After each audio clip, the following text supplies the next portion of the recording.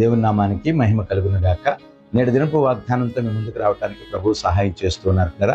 యెషయా గ్రంథం 29వ అధ్యాయం 19వ వాక్యం, దీనులకు కలుగు సంతోషము అధికమగును.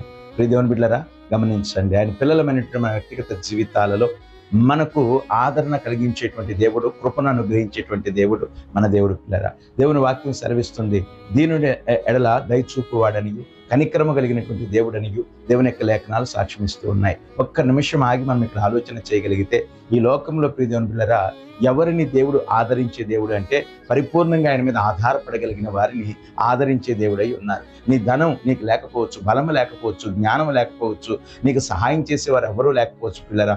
కానీ నువ్వు ఒంటరితనంతో ఉన్నప్పుడు, సహాయం ఏది నీకు దొరకనప్పుడు, కొండల తట్టు నీ కన్నులు ఎత్తుచున్నట్లుగా నీ యొక్క విశ్వాసమును, నీ యొక్క భక్తి జీవితాన్ని కొనసాగించుచున్నప్పుడు నిశ్చయముగా మన దేవుడే కృప చూపించి ఆదరణ కలిగించే దేవుడై ఉన్నారు. ప్రియ దేవుని బిడ్డలారా, నేటి దినాన నువ్వు ఏ విధమైనటువంటి పరిస్థితుల మధ్య ఉన్నావో, ఒంటరితనాన్ని అనుభవిస్తున్నావో, నా అన్నవారు ఎవ్వరూ నాకు సహాయకులు లేరు అనుకుంటూ, దేవుని బిడ్డలారా, నన్ను నమ్మిన వారు కూడా, లేక నేను నమ్మిన వారు కూడా నాకు సహాయం చేయడానికి అవకాశమే లేదు అనుకుంటూ కృంగిపోతున్నావేమో. కానీ నేటి దినాన్న నీకు ఏ విధమైనటువంటి సహాయ సహకారాలు అందకపోయినా నా దేవుని యొక్క కృపాహస్తం నీకు తోడుగా రాబోతా ఉంది. పిల్లరా, నీ ధనం నీకు అక్కడికి రాకపోవచ్చు కానీ, నీ బలగం నీకు అక్కడికి రాకపోవచ్చు కానీ, నీకు ధనధాన్యాదులు లేకపోవచ్చు కానీ, ఆయన దీనత్వం నిశ్చయముగా నిన్ను, నీ కుటుంబాన్ని ఆదరించబోతుంది. ఆయన కరుణాహస్తం మన మీదకు చాపబోతున్నాడు ఆయన. కనుక నేటి దినాన్న అట్టి కృపతో మనం ఆదరించబడుతూ ఆ దీనత్వం కలిగిన దేవుని యొక్క కృపను పొందుదాం. ఆయన దీవెనలు మనకు తోడుగా ఉండను గాక. ఆమేన్.